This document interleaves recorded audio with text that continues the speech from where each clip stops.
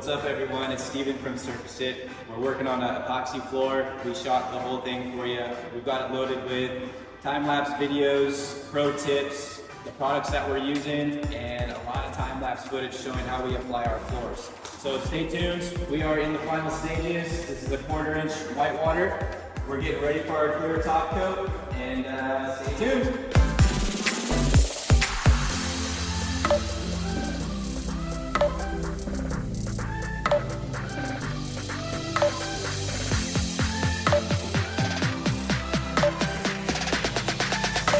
During the removal process, we noticed a few bubbles over here in the corner. They're everywhere. But we popped one open, it had a little bit of water. Take a look.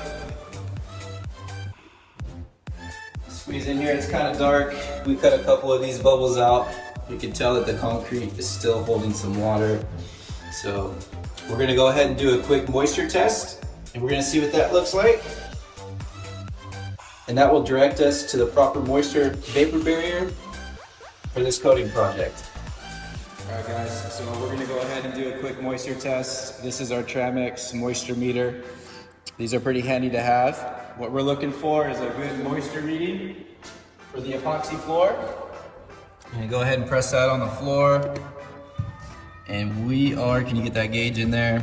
We are at 6 pounds, which is a little bit high for the concrete and concrete coatings. So we're gonna go ahead and we're gonna suggest to do a moisture vapor barrier before we do our decorative finish coat. All right, so we're gonna get the grinding process started. We're gonna get the equipment hooked up and throw you guys on a time lapse, and you can watch how it's done.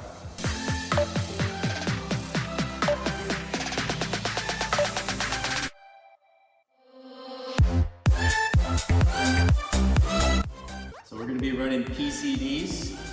These are gonna help us remove the coating.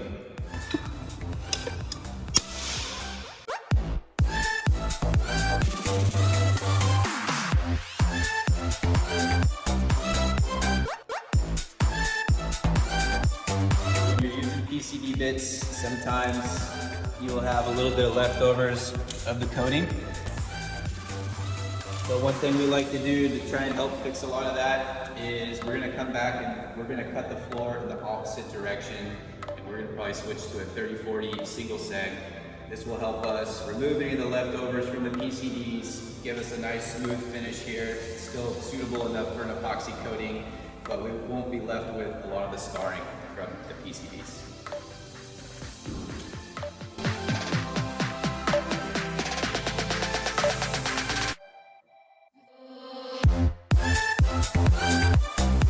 Earlier in the video, we were talking about we had some moisture issues. That was 2 days ago. Now that we've got a big portion of the floor opened up, you know, when we were grinding, we also did see that like some spots had a little bit of moisture underneath them. Anyways, the floor has had some time to dry out overnight, over the last day and a half. We're gonna hit it with a moisture meter again, just so you can see what that looks like. It's always good to take, you know, accurate data and also moisture test in several spots on the floor. You don't want to do it just in one spot or next to a block wall or something like that. We did it over there for the first section because that's all that we had open, but let's go ahead and take a reading and see what this one's gonna say. So now we're at 5 pounds. Over there in the corner, last time we checked, we were 6 pounds. Let's go over here real quick. Let's just get another reading in a different location. Let's drop it over here. And look at it, so we are 4.5 pounds over here. So the concrete moisture is gonna change throughout the slab, and it's kind of up to the installer to make an educated decision on, you know, if they're gonna need a moisture barrier or not. For us, we know that we had bubbles, we had water, we see wet areas when we're grinding off the floor. So for our case, we decided to go with the, we're gonna be using the Slab Lock 100. It's 100% solids moisture barrier, direct to concrete. That's gonna give us the boost that we're gonna need. You know, it'd really be a bummer to go through and cut this whole floor off, install a new chip system, and then start having failures similar to, you know, what we're cutting off right now. So use your best judgments, get a good reading. I'd say if you're anywhere from 4 to 6 pounds or your meter is pegging, it's probably a good idea to consider a moisture barrier for your installation.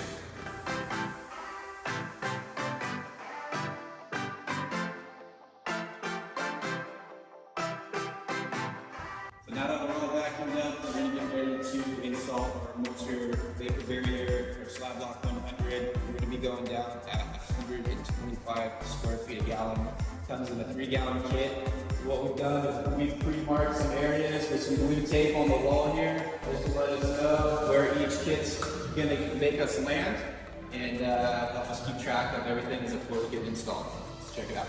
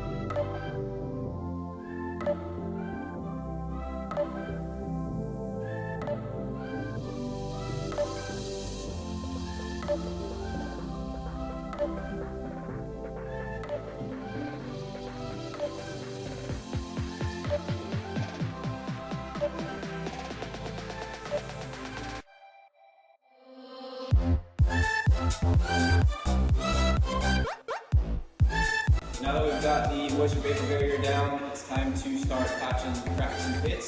So we're getting after that right now. We'll throw you back on a time lapse and you can check that out.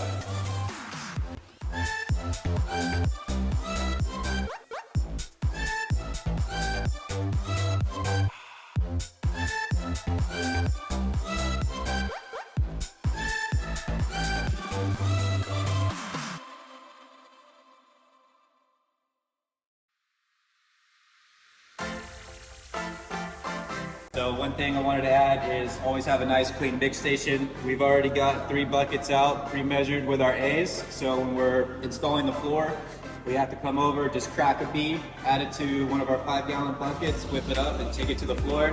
Makes it much easier when we're in the flow of things and not trying to grab an A and a B and figure out. So A's on one side, B's on the other, pre-mix, we're ready to go.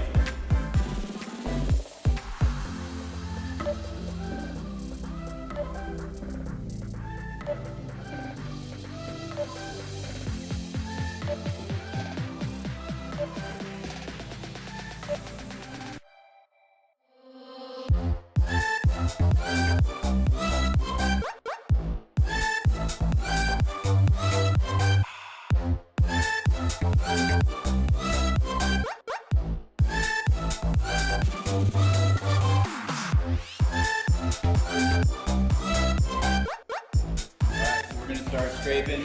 We like to use 14-inch drywall taping knife to scrape everything up. We scrape front to back, left to right. We choose a smaller one because it helps get in all the low areas a lot better than some of the bigger ones that are out there. So we're gonna go ahead and get this thing scraped up, blown, vacuumed, and ready for top coat.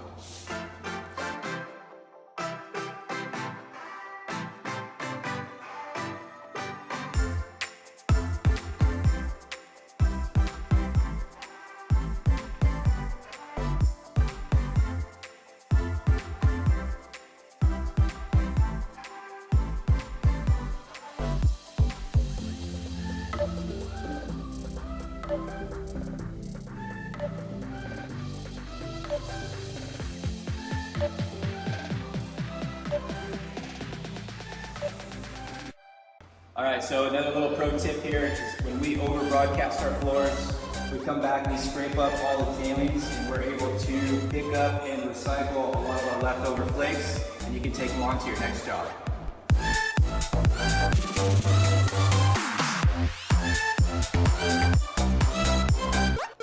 So we always get asked, why do we throw so many flakes into our epoxy floors?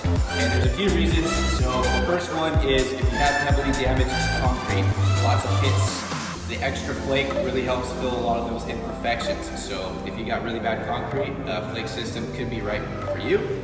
Also, we like to over broadcast the floor so we get a full look of the flake color, not a whole lot of that base coat showing through. This is going to add to the durability of the coating. It's It's gonna boost like impact resistance if you drop something. You can really think of it as aggregate and concrete. You know, the more flakes we broadcast on the floor, the stronger it's gonna be, and the better overall appearance after we get that top coat.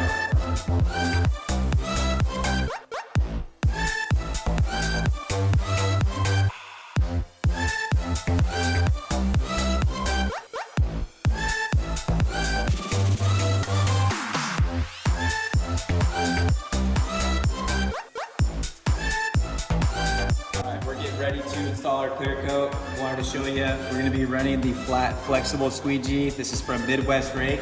They're speed squeegee. These things work great for applying top coats. They've also got notch available for when you're laying your epoxy material coat as well. So check them out. We'll show you how this thing works.